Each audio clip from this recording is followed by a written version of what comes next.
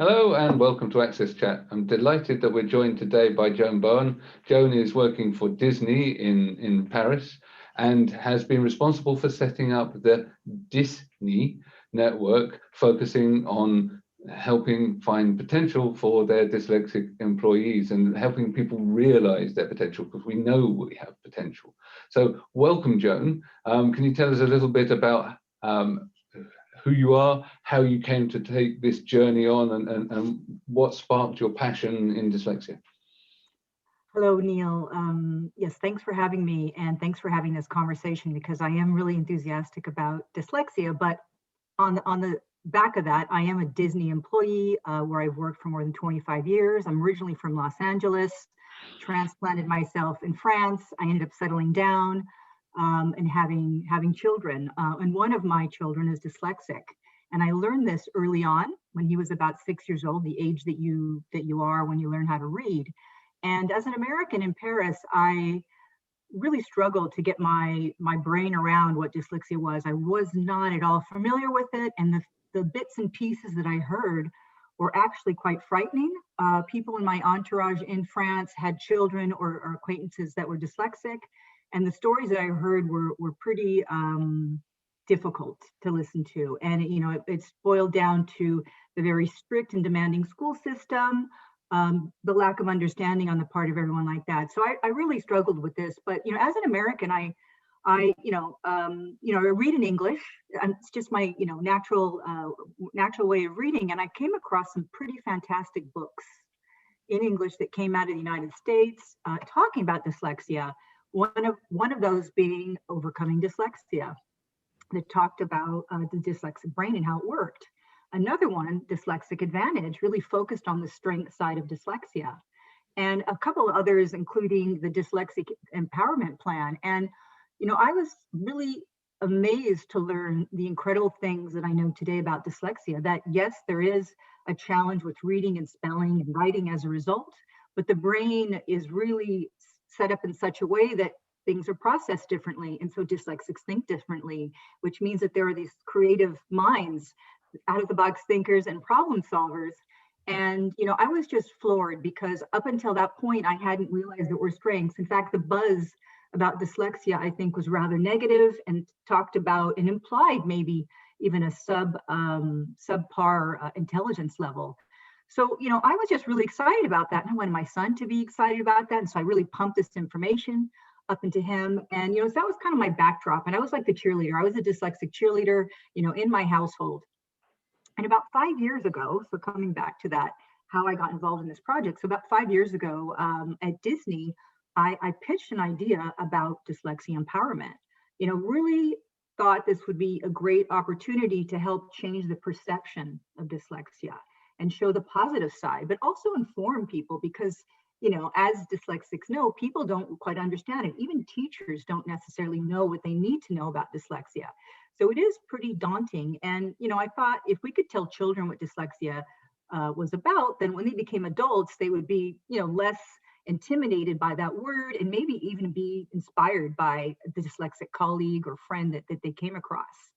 So I went ahead and put together this proposal that really was harnessing what we did best at Dysnie. I wasn't reinventing the wheel. I mean, we did product, we had experiences, we had content, and Dysnie was a rather engaged company with our communities anyway. So I just went ahead and plopped dyslexia in there, and really that got me started. And I pitched the initiative to the European management team, who went ahead and gave me the green light in France and the Netherlands and Belgium. And from there, we were able to launch a product that was dyslexia friendly and content and community engagement. That sounds great, and I am aware of the challenges for young dyslexic people in the French education system, because it is very different to the sort of Anglo-American approach to education in general, but also particularly around the approach to dyslexia and so on. And there was a distinct lack of tooling, a focus on handwriting, and all of these things that are all the things that are going to make people disengage with education. So so I'm really glad that you're cheerleading for your own son and for people with dyslexia in general. And then I'm really interested also in what the impacts have been, the positive impacts have been of your program. You know, what has it done in terms of bringing together a community of dyslexic and neurodivergent individuals? Because I'm sure that, you know, like many, dyslexia often overlaps with other neurodivergent conditions. So I'm dyslexic and ADHD, and Deborah too. So has it brought more people together, and what have been some of the benefits to the organization of you doing this? Well, you know, that's a great question, because, you know, it's like this journey has been pretty amazing, you know, in itself, to be able to bring something very personal to the company, and people see me as a mom, and, you know, as maybe a crusader in the dyslexia spot. So this was just an amazing experience. But what I found, and I was not expecting at all, is that every time I got up on my soapbox to explain what dyslexia was, and so that's what I would do. I would take my colleagues through dyslexia. This is what it is. This is why you need to know it. Did you know that dyslexics think out of the box, or creative? And so I'd be pumping all of these strengths out there, and not to mention these famous faces that are associated with dyslexia, right? You know, from the Richard Bransons, and, you know, the different celebrities that we've seen, Steven Spielberg, and many actors. I mean, in fact, all walks of life. And people in the audience that were dyslexic, who had never admitted they were dyslexic, came up to me afterward and told me that they were dyslexic. And they finally had the courage to actually say that, because they saw something that gave them a badge of honor. And I mean, this was really so heartwarming for me, because I had not expected this at all. And these weren't just anybody in the company. These were people that were part of the management team. So, you know, just was a case in point of the success factors connected with dyslexia. So that was, I'd say, one really amazing thing. And each time I spoke, you know, I'd speak in, you know, our different offices in France and the Netherlands and Belgium, and even different events that were connected to the initiative. Same thing, people coming up to me telling me they're dyslexic. And the other thing is, I think that people, you know, saw that wow, as a company, you know, we're able to take a social issue and connect it with a business. And, you know, that was another thing that was really eye-opening to me, because, you know, up until that point, it was just kind of business as usual, great business as usual. Obviously, Dysnie has really a great offering, right? But that we could actually even go further than that with our messaging and our products.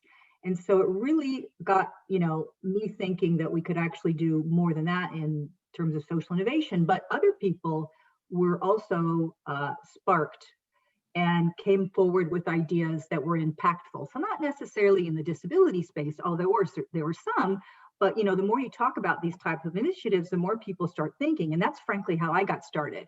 I had no intention of even submitting an idea until I heard somebody talk about an idea that they had done that had impact. And I got to thinking, what could I do? What could I do? So, you know, you just take one. And so the whole speaking about these initiatives really, I think, led to this domino effect of others coming up with similar ideas. And I mean, I really do think that the perception, at least in the offices that I spoke in, has changed about dyslexia. And I think, you know, if that's the only thing that I've done, that's enough. And, you know, I think there's another point to be made on the consumer side. So in France, for example, we did a range of books with Hachette. Hachette's one of our big licensees. And we did a range of beginner books called J'apprends à lire, so I learned to read, and a special Dys, so it was dyslexia-friendly special version. And, you know, it's really easy to go to Amazon and have a look at those books and look at the comments that you're seeing from the parents. They're saying, oh, at last my child is reading, Dysnie for doing that. So you can see that the impact is far reaching, and that it also warms my heart. And we did some content in the same story. You had children going on to YouTube where our content was sitting and chiming in, misspelling things, saying, I'm dyslexic. So they were finally, had the courage and maybe the pride to say that they were dyslexic as well. So it's really touched a lot of areas. I'm just saying maybe the last way that we've connected with the community on this.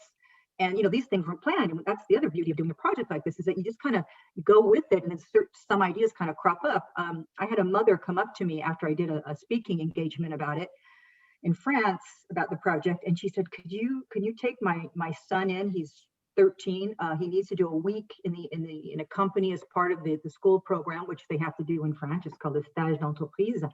And he says he's dyslexic and he's just so, so down, and he would love to be able to do this at Dysnie. And so I was able to talk to my HR department and get this boy in our little program. It was only open to employees at the time.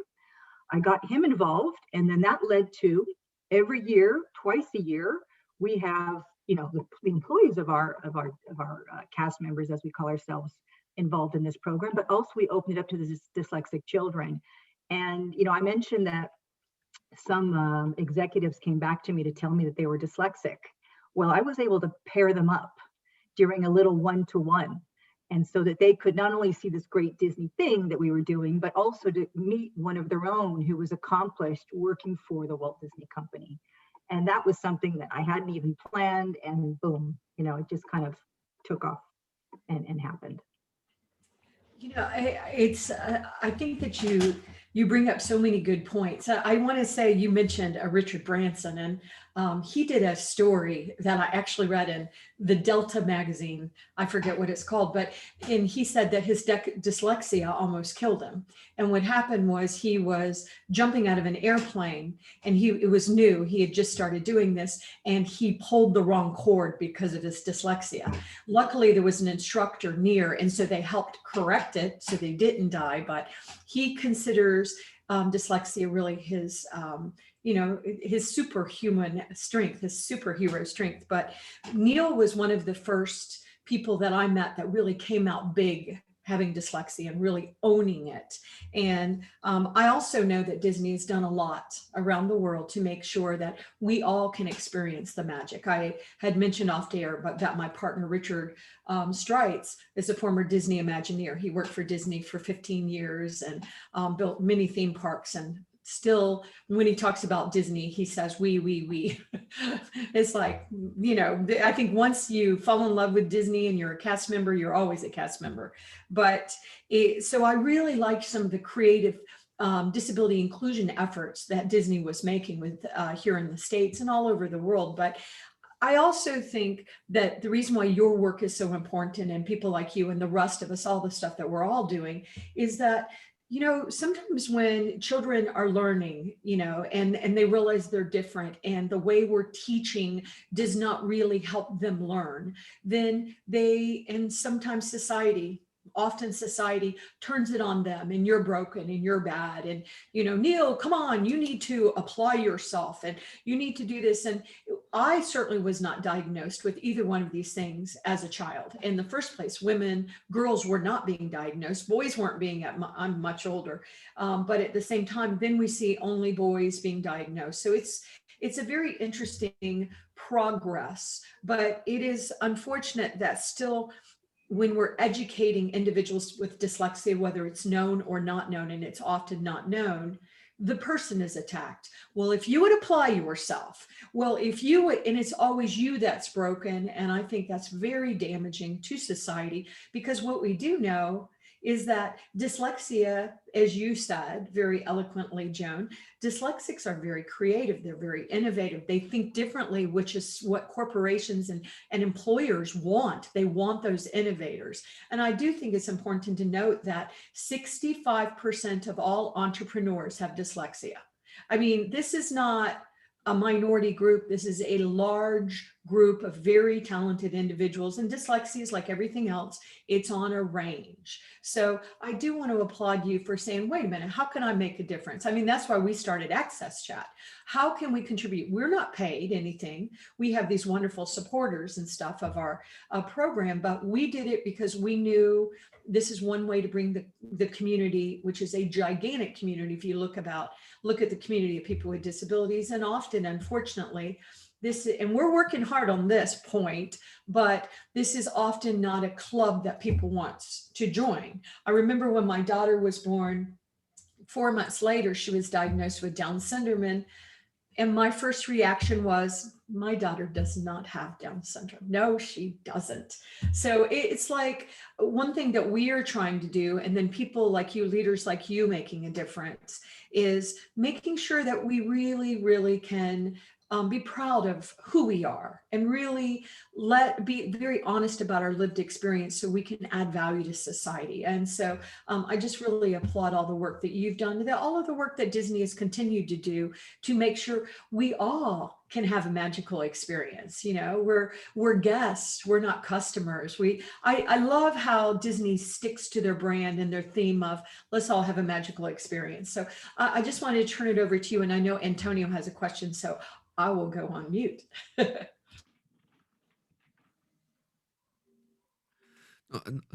Joan, not that long ago, a friend of mine in Ireland who had a young kid was telling me a similar story of discovery, that she had a kid with a disability and the lack of support. So even if what happened to you happened a few years ago, I guess, this is still something that is happening today. Is not, and probably parents of children today at this hour are in this situation might realize, well, I don't know what to do. So what can we learn from your experience and from your journey for those who are suddenly in your situation right now? Yeah, no, it's true that even if there's a lot of great buzz out there now, and there are interesting groups that have cropped up over the years, the books that talk about the strengths, and there are people, like us out there kind of pushing the good narrative. I mean, it's still a struggle. And I think it's going to take a generation before the schools sort of, get with the program, because it's not the problem, as Deborah said, with the person. It's really the system that's not designed. It's not inclusive enough, right? And, if I look at the products that we just did with Dysnie as a side, I mean, those products are inclusive. If we made all books dyslexia friendly, we would make them inclusive and we wouldn't have to worry about that. So there's a lot of work to be done. So in the meantime, what I would say to parents is that you need to start picking up clues as to where your child is on the strength side. What areas do they really do well in? Are they good at Legos? Are they good at storytelling? And are they good at sports? Do they draw really well? I mean, these other sort of skills that they can clue you into their strengths, and then get them in these extracurriculars and get those skills developed, because that's going to help with their self-esteem. And, half the battle with dyslexia is self-esteem. And, you have people telling you that you can't, but, you know that you're really good here. And you can think in your mind, you think, I know I can. I don't feel stupid. Why am I not able to do this? So, it is a bit confusing, but if at least you can get them on the road to some areas that they're really excelling in, that's good. I think that you need to inform them as well about all of these great success stories, and in fact, that they're coming from all walks of life, all different disciplines, from writers to rocket scientists and people in the entertainment industry, working in corporations, like us. So it doesn't, there's no limit whatsoever. And, what I really find exciting, it kind of touches on what Deborah said, is that dyslexics have those 21st century skills that corporations are seeking. I mean, there was an excellent report put out by Ernst & Young a couple of years ago that really outlines all of these and how they just really pair up with really the skill side or the strength side of dyslexia. So yeah, that's what I would say to parents. And support groups are good. And I would recommend that parents do what I did. Try to figure out how their companies could make their services and products dyslexia friendly, because in the end, you'll create awareness, and you will also probably get a support group off the ground. And an important thing to mention in all this is that dyslexia touches at least 1 out of 10. In the US, they talk about 1 out of 5. So that means that people need to know what dyslexia is at the end of the day. You know, we need to tell everybody about it because there's the workforce that's impacted, employees, customers, etc. So, you know, I would say think big about this. And fully support that. I think that you talked about your management team and the number of senior managers that had come up to you after you talked and explained that they're dyslexic. Now, obviously, with invisible disabilities, it does take some courage to come and talk about this stuff, because we have this stigma around conditions where, you know, we were considered to be stupid or lazy or a dilettante or all of the above at various different points. And so, of course, if you're doing okay and you're finding ways to cope, you hide it. So what I'm interested to know is, because I'm passionate about this, and I believe that I've had to role model, and it was incumbent on me as someone in the space that I talk about it openly and always. But for a long time within my organization, I complained that I was the only, you know, senior manager with a disability in the organization, and we know there are lots. So did you, after those talks, get people coming forward? Because we now have an SVP in the UK that actually said, actually, dyslexia is part of my success. You know, it's the reason I'm successful. And again, having multiple senior managers start to talk about this is changing the culture. Has that been a result, one of the results of you going around and talking and starting this network? You know, I think it depends on the culture and where you're from in Europe. I think the Anglo-Saxon community is a little bit more open to being, you know, to owning dyslexia and addressing the strength side, because we see so much talent and there's a lot spoken about it. I think the challenge that we have are in the non-English speaking markets,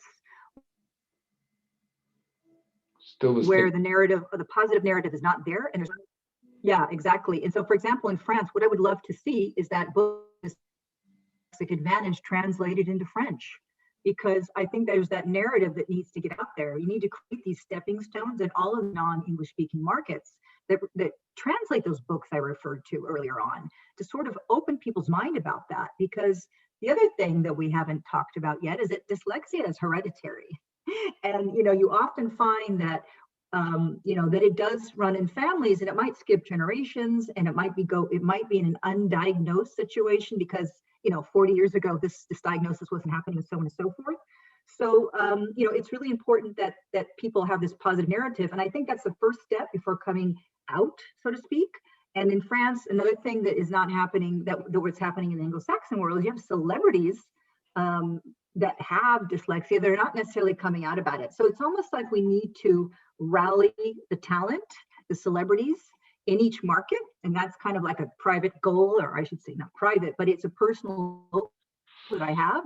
How can I round up the talent in France, where I live, to get them speaking? Because I think they will open the floodgates, and people will be happy to jump on the bandwagon in a more open and transparent way.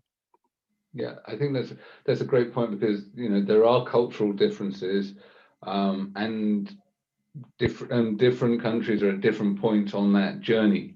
But equally, it does take the person or people with a bit of courage to take that first leap and say, yeah, I'm successful, but I'm also dyslexic, and that I can do some things really, really well, and other things I struggle with, but that doesn't make me less of a person. And in fact, it's what actually shapes my attitude and my innovation. Because I know that when I was undiagnosed, that was a challenge, and so, you know, there were times when, you know, I was disruptive. I'm sure Deborah was too, and that whilst I knew I was intelligent, I still failed at things, and so understanding of self, that self-forgiveness is also important, and it gives you maybe the comfort to then, and courage to then come and talk about it.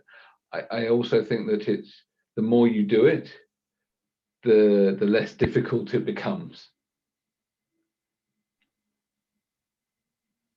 Yeah. So the first time I did it, it was uncomfortable.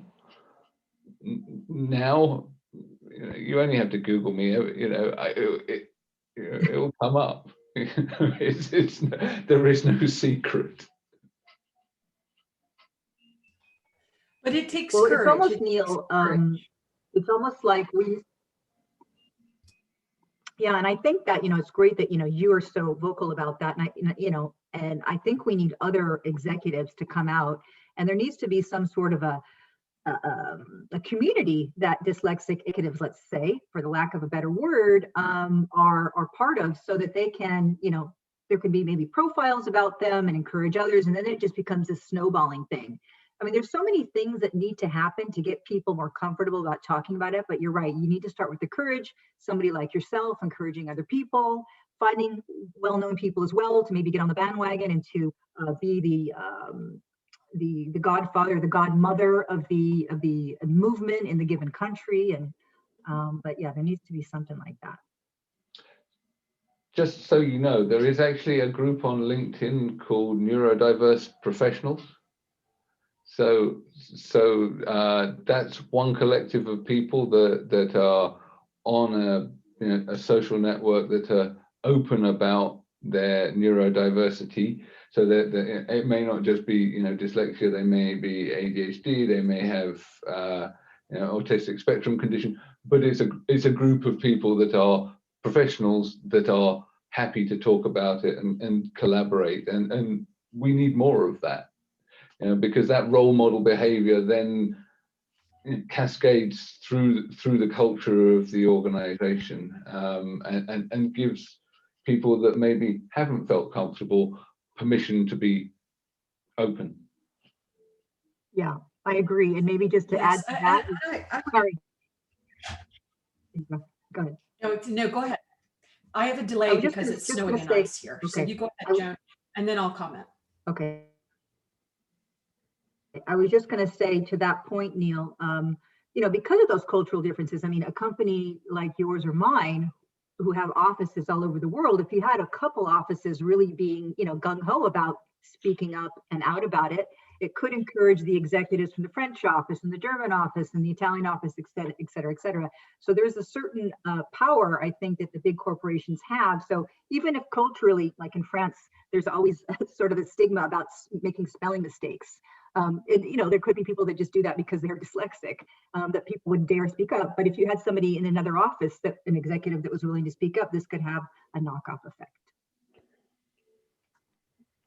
And I will also say, I don't think this is just for executives and leaders. We all need to come out and really embrace our lived experiences. And I know that it's harder in certain cultures that haven't really talked about this yet, but I think we should not just be encouraging leaders and executives to come out. We need to encourage everybody to be their true self. And I know that takes time and effort, but I also think that during this COVID-19, I know in the States, people with disabilities, especially people with hidden and invisible disabilities, have not wanted to disclose that they have these disabilities because they've been seen as negative.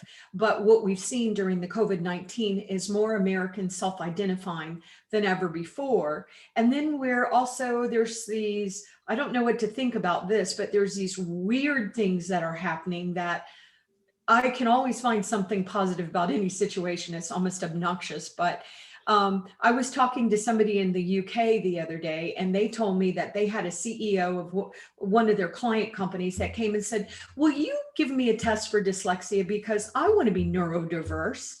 So I thought, okay, that's weird. Wow. Okay. But so is being dyslexic or neurodiverse now the cool thing to be? I mean, you've got Greta Thunberg. I mean, you've got the famous Neil Milliken, you know what I mean? So it's like Richard Branson. But at the same time, even though that particular point was weird, I think people really need to come out and be who they are. And let's talk about our lived experiences, because as we all have been saying during the program, there is real value to the employers. If you're looking at it only from the lens of employment, retention, promotion, because it's great to hire somebody that's dyslexic, but you need to understand who they are. You need to accommodate them, make sure they can thrive and be innovative and creative, because what you'll do if you hire people with dyslexia and you ignore their true selves, you do not let them really be as innovative and creative as they could be. So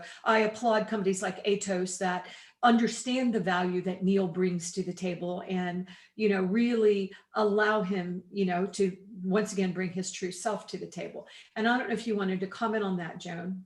But then after you comment, then we can turn it over to Antonio. Yeah, I mean, I completely agree. Talk about the executives, but of course it needs to trickle down. Everybody needs to feel comfortable. And I think it is a cultural thing too. I know in the UK, I had different levels coming to me and feeling rather confident about that, but I don't think that's the case in every market, but it needs to be across the board. And, if we could, the way I look at my initiative, and in any company for that matter, if we really were to leverage the dyslexics, imagine what we could come up with. If we could put those dyslexics together in a think tank for the company to brainstorm about ideas and how to make the product services, more exciting and easier. I mean, I think we can come up with great things. And it's not just the leaders at the top. And in fact, what they say is that, dyslexics tend to be in a position that's underperforming their abilities, right? So we need to unleash that. We need to really unleash that. And the first step, to your point, Deborah, I think is for them to admit that they have this dyslexia. Then they have permission to make a mistake when they spell or be a slow reader or, all of those other things that are outcomes of that. So, Joan, looking at the workforce, looking at employment, we have been talking about leaders, but sometimes our people in human resources. They are the one doing the interviews, they are the one writing the requirements for employment. How can let's say your son is growing, is in school, is in the education system, but there are many people out there that are applying for a job and they end up in this situation where the current system and the current process of human resources might become a kind of a gate for them that can stop them from getting a job. So how do you see this, and what are the steps that organizations need to take to make sure that they don't exclude people just because they have read an email or a CV and they realize, oh, this person doesn't qualify because there are some mistakes here. How do you say this? Well, I mean, that's a great point. I mean, I think this is also something that will take time at companies, but clearly I think policies need to be revisited. I think that first of all, they need to be informed. What are these learning differences? What are the consequences of these? Where can we help them? And once people are enlightened about these things, they tend to look at these learning problems as, okay, it's just like wearing glasses, right? I mean, thank God for glasses, right? All four of us wear glasses. If we didn't have glasses, we would not be able to read or do anything that well, right? So suddenly it's just normal. So I think it's the same thing, letting HR know about all of these things. And the other thing is make sure that the tools are in place for those individuals. So, I mean, I read recently that, having a double screen, 2 screens for your computer is actually a good accommodation for some dyslexics. I didn't know that, but that should be, just part of the toolkit. And in fact, if we come back to the whole inclusive thing, it should just be the toolkit they offer anybody, right? It's not just the dyslexic or the learning, the person with the learning disability. It is actually every employee, and some might find that they need double screen, regardless of they're dyslexic or not. So it's providing those tools.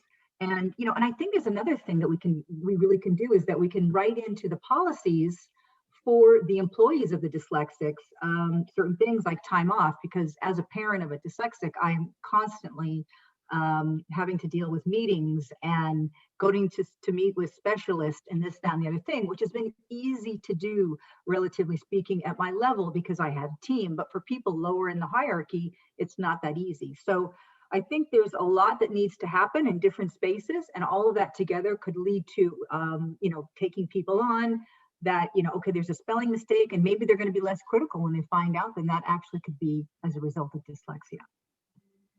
Excellent. I think we've pretty much hit the end of our allotted half an hour. It's been a great conversation.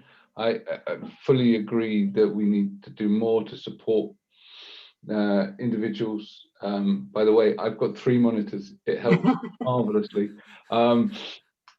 Also want to thank the people that keep us on air. Barclays Access, Microlink, and MyClearText for helping us be captioned and inclusive. Thank you very much, Joan. It's been a real pleasure. We're looking forward to you joining us on Twitter on Tuesday. Deborah disappeared. It's due to the snowstorm. She just cut her internet. So if people wonder why she went, it's not because she disliked our company. It's due to the flaky connection. Well, it's been a pleasure on my end. Looking very forward to next Tuesday.